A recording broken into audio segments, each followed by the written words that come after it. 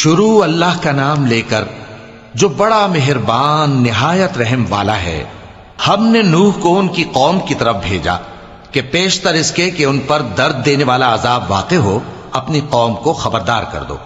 انہوں نے کہا کہ بھائیو، میں تم کو کھلے طور پر خبردار کرتا ہوں کہ اللہ کی عبادت کرو اور اس سے ڈرو اور میرا کہا مانو، وہ تمہارے گناہ بخش دے گا اور موت کے وقت مقرر تک تم کو مہلت عطا کرے گا۔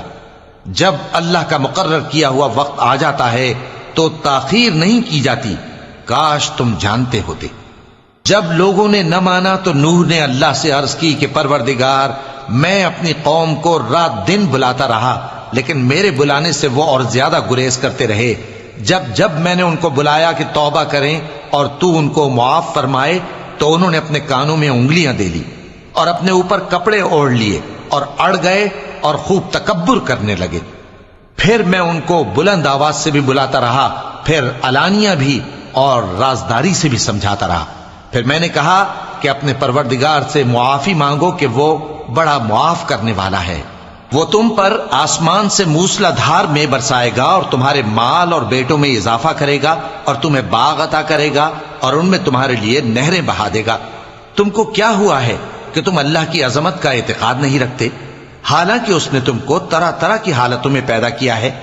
کیا تم نے نہیں دیکھا کہ اللہ نے 7 آسمان کیسے اوپر تلے بنائے ہیں اور چاند کو ان میں روشن بنایا ہے اور سورج کو چراغ بنا دیا ہے؟ اور اللہ ہی نے تم کو زمین سے ایک خاص طرح سے پیدا کیا ہے، پھر اسی میں تمہیں وہ لوٹا دے گا اور اسی سے تم کو نکال کھڑا کرے گا۔ اور اللہ ہی نے زمین کو تمہارے لیے فرش بنایا تاکہ اس کے بڑے بڑے کشادہ رستوں میں چلو پھرو۔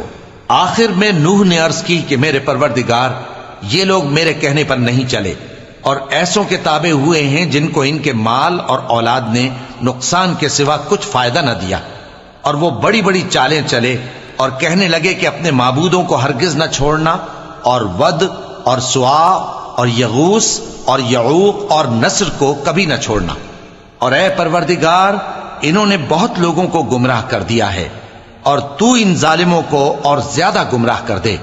آخر وہ اپنے گناہوں کے سبب پہلے غرقاب کر دیے گئے، پھر آگ میں ڈال دیے گئے، تو انہوں نے اللہ کے سوا کسی کو اپنا مددگار نہ پایا۔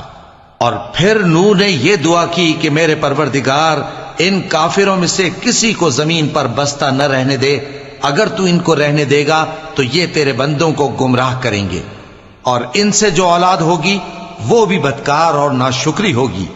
اے میرے پروردگار، مجھ کو اور میرے ماں باپ کو اور جو ایمان لا کر میرے گھر میں آئے اس کو اور تمام ایمان والے مردوں اور ایمان والی عورتوں کو معاف فرما، اور ظالم لوگوں کے لیے اور زیادہ تباہی بڑھا۔